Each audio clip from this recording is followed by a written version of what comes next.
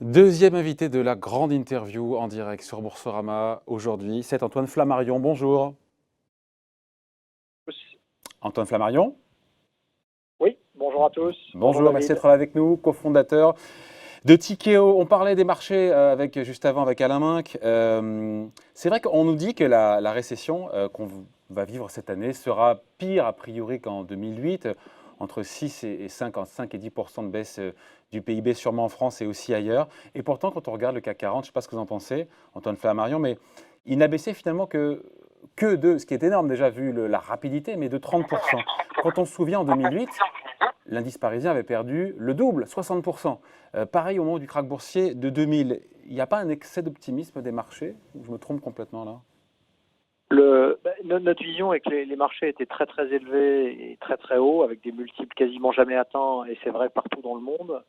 Donc aujourd'hui, effectivement, les bourses européennes ont perdu ont baissé d'un peu plus de 20%, mais la bourse chinoise est à -9, le Nasdaq est à -17. Donc en fait, même si ça a été très violent au cours du mois de mars, effectivement, on peut anticiper que les bourses et les valorisations des sociétés sont toujours très élevées au regard d'une récession éventuelle assez forte. Et ce qu'on peut penser, en tout cas quand on voit par exemple les chiffres outre-Atlantique du chômage, c'est que la récession sera sans doute très très forte. Maintenant se pose la question de la reprise, mais on pense de notre point de vue que les marchés actions sont sans doute très surévalués encore.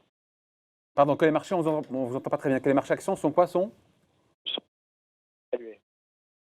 Ah, petit problème de liaison. Que les marchés actions sont, Antoine Flammarion? Sont toujours très surévalués. Très... Ah, décalez-vous un tout petit peu, on me dit en régie, pour que ça... Très survalorisé. Donc, c'est-à-dire qu'en fait, et d'ailleurs, ça revient à ce que vous dites, je lisais l'interview du stratège de Goldman Sachs, qui disait que, voilà, que les chutes de profit ou de dividendes sont pas bien à venir, sont pas bien intégrées par les marchés actions. C'est votre sentiment aussi, hein?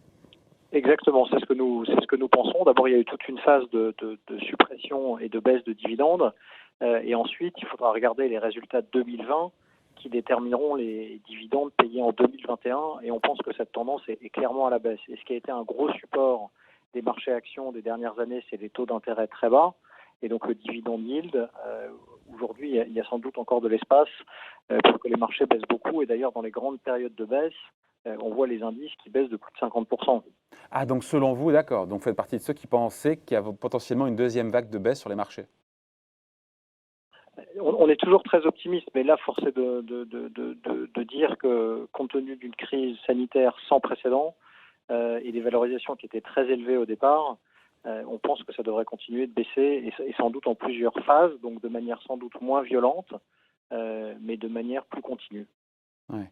Et on se dit que si on prend un peu de recul, parce qu'on en sortira, évidemment, une fois de plus, c'est d'abord et surtout grâce à l'action des banques centrales. Encore une fois, que le système économique et financier va éviter le grand collapsus, l'effondrement, sans nier évidemment, on en parlait avec Alain Minc juste avant, mais le soutien, tous ces plans gouvernementaux qui sont là, de soutien, d'aide, d'urgence, mais qui sont financés par de la dette et donc, in fine, par la Banque centrale, par les banques centrales. Alors, les banques centrales ont joué un rôle extraordinaire, et elles ont été beaucoup plus réactives que pendant la crise de 2008, hein, puisque en une semaine, les banques centrales ont injecté autant d'argent que pendant 3 ans pendant la crise précédente. Maintenant, ce qui est très important, et il ne faut pas se tromper, il faut que, même si on est là pour parler un peu des marchés financiers, il faut que les capitaux injectés par les banques centrales aillent dans l'économie réelle et n'aillent pas que aux entreprises cotées, puisque ce qui fait tourner l'économie, c'est l'économie réelle. Et Et vous avez donc, un il va doute falloir. là-dessus? Pour l'instant, la grande tendance de ce qu'on voit, c'est que les banques centrales achètent beaucoup de papiers obligataires de grandes entreprises. Et donc, c'est nécessaire, et c'est sans doute ce qu'il fallait faire, réouvrir le marché obligataire, puisqu'il y a eu des montants records d'émissions aux États-Unis et en Europe. Mais de manière très claire, il faut que tous ces financements, tous ces capitaux aillent financer l'économie réelle. Ouais, après, on a vu qu'en 8 jours, on a eu les chiffres, hein, 20 milliards en France de prêts ont été garantis par l'État à plus de 100 000 entreprises. On a eu aussi, alors ce qui n'a rien à voir, mais quand même dans les plans de soutien, les 5 millions de salariés qui bénéficient du chômage partiel. Pour vous, justement, ce plan de sauvetage pour la partie financement, soutien au niveau des dettes pour soutenir les trésoreries, ça va éviter l'explosion des faillites d'entreprises, sauver des millions d'emplois et donc où on se dit qu'il y aura de la casse quoi qu'il en soit. Alors, c'est un peu tôt pour voir. Ce qui est clair, c'est que ce plan a été mis en place, a été décidé extrêmement rapidement. Maintenant, il faut voir à quelle vitesse les capitaux vont dans l'économie réelle. Il faut voir le détail des 20 milliards qui ont été faits, quelle est la typologie des entreprises. Est-ce qu'on parle de petites entreprises? Est-ce qu'on parle de PME? Est-ce qu'on parle d'ETI? Ou est-ce qu'on parle de plus grosses entreprises? Puisque, encore une fois, ce qui est important, c'est que l'économie réelle soit financée. Donc, pour l'instant, il n'y a pas de statistiques disponibles sur le détail des financements, mais il y aura forcément nécessairement de la casse, puisqu'on revient quand même d'une période de 10 ans avec des bulles multiples. On a eu souvent l'occasion de parler sur cette antenne de la bulle technologique sans précédent. Il est certain qu'il y aura de la casse, puisque c'était une période d'euphorie extraordinaire et qu'aujourd'hui, on a une crise sans précédent, sanitaire, économique et financière. Ouais, Antoine Flammarion, que l'argent aille dans l'économie réelle, c'est aussi votre boulot, j'ai envie de dire, au quotidien. Vous avez pu identifier chez vous les boîtes que vous avez déjà financées, que ce soit en action pour le coup ou en dette, qui sont en difficulté aujourd'hui et que vous allez pouvoir aider à financer, à refinancer, à recapitaliser. Comment ça se passe, hein? Alors, il y a plusieurs phases. D'abord, il y a effectivement un état des lieux qu'on a lancé maintenant dès le début de la crise, puisqu'on a la chance d'avoir des bureaux en Asie, Singapour, Séoul et Tokyo. Donc, on a vu le virus arriver, si je puis dire. Donc, on a fait beaucoup de travail sur les trésoreries, les prévisions des entreprises. Donc, on a déjà identifié des entreprises qui auront besoin d'être soutenues, certaines un peu plus que d'autres. La question sera double. Il faudra à la fois des allègements pour certaines entreprises, et ce qui est vrai chez Tikeo est vrai évidemment dans l'ensemble des acteurs du marché, mais il faudra sans doute alléger les remboursements temporairement de dettes, ça veut dire réduire quand c'est nécessaire des mensualités, des annuités, et puis dans un second temps apporter du nouveau capital et sans doute sûrement des fonds propres, puisqu'on sait qu'en particulier les sociétés françaises ETI, PME sont très peu capitalisées et ont peu de fonds propres. Ça, c'était un thème assez récurrent depuis très longtemps. Il va falloir maintenant des outils pour financer ces sociétés, puisqu'il y en aura beaucoup à financer. Donc Tikeo fera évidemment sa quote-part, et c'est notre métier, mais il va y avoir sans doute besoin de beaucoup plus de fonds propres. Voilà, mais c'est trop tôt, on se pose la question aujourd'hui, mais c'est trop tôt ou déjà, encore une fois, parmi les lignes d'investissement qui sont chez vous, il y en a certains ou certaines qui viennent toquer à la porte pour dire voilà, il faut renégocier, il faut repousser les échéances? Non, ce qu'on voit, c'est qu'il y a des secteurs qui sont touchés beaucoup plus rapidement que d'autres. Parce que j'ai vu que vous aviez Bâche, pour ceux qui connaissent le textile, Bâche en portefeuille. Typiquement, Alors, ça, c'est une Bâche, valeur qui est en Alors, difficulté aujourd'hui. c'est une société qu'on finance. De mémoire, on l'a financée autour de 3 fois l'EBITDA. Donc, c'est pas des financements, c'est une société très endettée.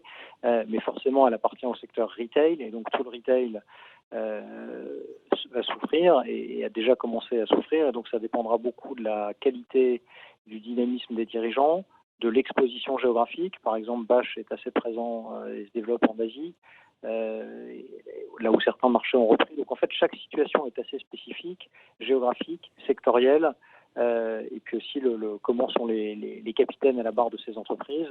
En l'occurrence, c'est plutôt très dynamique chez Bâche, mais forcément, ça fera sans doute partie des entreprises où il faudra regarder si on peut les aider de manière un peu plus dans la durée.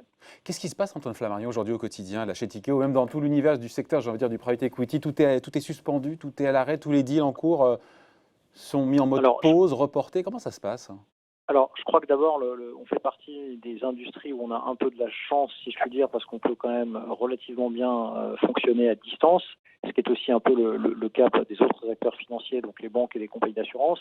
Et d'ailleurs, comme vous venez de le souligner, les banques ont été assez actives dans l'utilisation de la garantie de l'État pour prêter. Donc aujourd'hui, c'est assez actif. C'est un job un petit peu différent sur l'ensemble de nos métiers, puisqu'on a fait beaucoup. Il y a eu, on va dire, le mois qui a été passé a été fait beaucoup pour réaliser des prévisions. On est très, très présent auprès de nos entreprises, des directions financières, des chefs d'entreprise, pour essayer de les aider à passer l'orage. Donc à court terme, il pouvait ou pas y avoir des situations de trésorerie. On n'a quasiment pas d'entreprises qui ont des problématiques de trésorerie. Mais par contre, la grande question, ce sera comment on passe la crise, combien de temps dure la crise. Et donc nous, on est relativement occupés, si je puis dire, auprès de toutes ces entreprises. Et puis, dans certaines parties de Tikeo, on continue d'investir. Comme vous vous en souvenez, on a acheté et financé beaucoup d'entreprises pendant la crise précédente, puisque la jeunesse de Tikeo et le développement de Tikeo entre 2008 et 2011, ça a été beaucoup d'accompagner des entreprises qui avaient besoin de financement, qui avaient besoin de fonds propres. Donc on a pas mal de demandes aujourd'hui. Et donc on sera sans doute actif de manière prudente. Et nous sommes rentrés, si je puis dire, dans cette crise. On a publié nos résultats il y a 2 semaines maintenant, avec 1,3 milliard de cash sur le bilan, une ligne de crédit de 500 millions, c'est-à-dire Tikehau Capital a 1,8 milliard de capitaux disponibles pour ces entreprises et pour éventuellement faire de la croissance pour Tikehau. Et puis on a un peu plus de 6 milliards de ce qu'on appelle dans notre jargon poudre sèche, donc de capitaux qu'on peut utiliser pour financer des entreprises. Donc on est assez actif, on regarde beaucoup de choses. On a la chance, comme je le disais, de pouvoir travailler à distance. On a 11 bureaux dans le monde, donc on peut travailler si c'est nécessaire 24 sur 7, pardon. On a été aussi actif dans la santé, puisqu'on vient d'avoir l'autorisation du régulateur américain, le FDA, puisqu'on a une société singapourienne qui s'appelle Obvio, qui va tester les patients potentiellement atteints du Covid et traiter tout ça de manière digitale. Donc on essaie vraiment d'être plutôt actif et offensif chez Tikehau, ce qui caractérise, je l'ai dit tout à l'heure, beaucoup de boîtes entrepreneuriales qui essaient d'être vraiment sur la balle et de réagir. Si je résume un peu ce que vous me disiez là, Antoine Flammarion, la poudre sèche, donc vous avez des milliards, plusieurs milliards, si on fait le cumul, je ne sais pas, on arrive à 3-4 milliards, je n'ai pas en direct calculé, pour finalement tirer parti des opportunités parce que, et c'est ma question indirectement, il y aura des chutes de valorisation. On s'est souvent posé la question pour les marchés cotés ou pour le non coté, des niveaux de valorisation qui étaient devenus excessivement élevés. On voit cette baisse des valorisations sur les marchés actions que certains considèrent encore trop élevées, c'est ce que vous me disiez en début d'émission. Mais ça aura une incidence, je reviens à notre sujet, sur la valorisation dans le non coté aussi. Et Bien donc sûr, peut-être des bien sûr. affaires à faire quand on a de la poudre sèche. Alors, ce qui est certain, c'est que l'ensemble des valorisations étaient très élevées sur les marchés boursiers, mais aussi sur les marchés privés. Et donc forcément, on va rentrer dans une phase d'ajustement. C'est un peu tôt pour dire si ces ajustements vont continuer à être brutaux. En général, le monde du non-coté suit de quelques mois le monde du coté, puisque quand vous voulez vendre une action, vous pouvez le faire instantanément. Quand vous voulez vendre une participation que vous avez dans une société non cotée, ça met un peu de temps. Donc il y aura un décalage. Donc il y aura une baisse aussi dans le temps, sur quelques mois, de 30% aussi des valorisations, c'est ce que vous escomptez? Sur certaines classes d'actifs, bien sûr, ouais, sur le private equity majoritaire sans doute, les infrastructures sans doute, puisque là aussi on avait quand même vu des valorisations complètement incroyables. Mais ça veut dire qu'est-ce que, Antoine Flammarion, vous ne regrettez pas certains deals que vous avez pu faire il y a quelques semaines, quelques mois, en vous disant maintenant finalement on l'a payé un peu cher, hein, non? Parce qu'on peut voir le côté où il y a de l'opportunité aujourd'hui avec cette poudre sèche, mais il y a ce qu'on a acheté aussi il y a quelques mois, trimestres. Je crois qu'il faut être effectivement assez humble dans ces crises, et notamment compte tenu de la force, la puissance et la rapidité. Ce qu'on peut dire, c'est que, et ça je crois qu'on a eu l'occasion vraiment de le dire plusieurs fois, et d'ailleurs ça doit se voir dans notre cours de bourse qui n'a quasiment pas bougé depuis le début de l'année, on a été relativement prudent dans les 24 derniers mois. Donc ça veut dire on a levé beaucoup de capitaux et on a investi moins. On a vendu beaucoup d'actifs, puisqu'on a vendu par exemple juste avant Noël notre immobilier à Blackstone. On était dans l'équivalent de WeWork en Asie qui s'appelle Justco, qu'on a vendu à GIC. On a accompagné une très belle société qui s'appelle DRT. Ça vient d'être annoncé qu'elle a été vendue à une société suisse qui s'appelle Firmenich. Donc on a essayé plutôt de se concentrer sur nos levées de capitaux, vendre des actifs, et on a été relativement calme sur les investissements. Et je crois que vraiment on l'a dit. Et d'ailleurs, vous étiez plutôt vendeur qu'acheteur, ça veut dire qu'en fait vous étiez un peu dark dans votre scénario en disant qu'à tout moment la conjoncture pourrait se dégrader, les niveaux de valorisation sont élevés et quand c'est haut, mieux vaut vendre. C'était ça là. Je ne sais pas si dark est le bon terme, mais en tout cas, ce qui est clair, c'est qu'on a dit, et vraiment on l'a écrit beaucoup, que les valorisations étaient complètement folles. Et donc, comme je dis toujours, Tikehau, son ADN, c'est d'aider des entreprises à se financer, à se développer, mais aussi d'investir l'argent de nos actionnaires, et le premier actionnaire, management de Tikehau. Et donc, on a sans doute un prisme et une vision des risques un peu différente. Et donc, on a effectivement été très, très prudent dans les 24 derniers mois. Ça ne veut pas dire qu'on n'aura pas ici ou là, forcément, des entreprises de notre portefeuille qui souffrent et qu'il faudra aider un peu plus. Mais clairement, la période était complètement folle et personne. Donc c'est une espèce de retour à la normale. Oui, avec des gros ajustements comme on a vu au mois de mars. Il y en aura d'autres, peut-être avec moins de force, mais dans la durée. On ne voit pas comment des économies, si on prend le cas de l'économie américaine, plus fort, inscription hebdomadaire au chômage en 82, 800 000 emplois. une semaine en 2008, je crois de mémoire, il y a eu 700 000 emplois détruits. Ouais. Dans les 2 dernières semaines, 10 millions. Enfin, mais il faut bien se rendre compte de ce qui se passe. Donc, Vous la êtes crise plus inquiet économique, pour le coup, pour l'économie américaine que pour d'autres économies? je crois que l'économie américaine va souffrir. Alors, elle s'adapte très vite, donc elle risque de souffrir plus vite à court terme. Mais quand on voit je parlais le principal mot de ces crises économiques et financières, c'est le levier. Et quand on regarde le levier qu'il y a dans les différents systèmes, l'endroit où il y a le plus de levier, c'est bien sûr les États-Unis. Je donne par exemple un chiffre, il y a 1,3 trilliard de auto-loans, c'est-à-dire les gens qui achètent leur voiture en empruntant, 1,3 trilliard. Donc tout est très leveragé. Le marché immobilier américain va beaucoup souffrir. Donc on pense que l'économie américaine sera sans doute plus volatile. Ça a l'air pour l'instant, mais c'est peut-être un peu tôt, plus résilient en Asie. Et différentes dynamiques dans les différents pays. Enfin, on voit qu'à Taïwan, en Corée, en Chine, ça a l'air de se stabiliser et de repartir un peu. Et ensuite, il y a l'Europe qui sera à géométrie variable, mais comme on met toujours beaucoup de temps à s'adapter, et donc ce sera la sortie, par exemple, pour nous, dans nos économies d'Europe continentale, de la sortie du confinement. Et c'est très clair, la reprise économique après la forte décélération qu'il y aura dépendra de la sortie du confinement. Et est-ce qu'on y arrivera avant l'été, après l'été?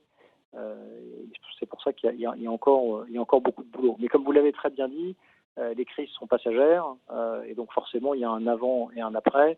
Et il faut être en situation d'être plutôt offensif, de trouver les bonnes entreprises qui vont sortir et qui vont se développer plus rapidement, se redévelopper plus rapidement. Et ça sera aussi beaucoup d'opportunités, c'est certain.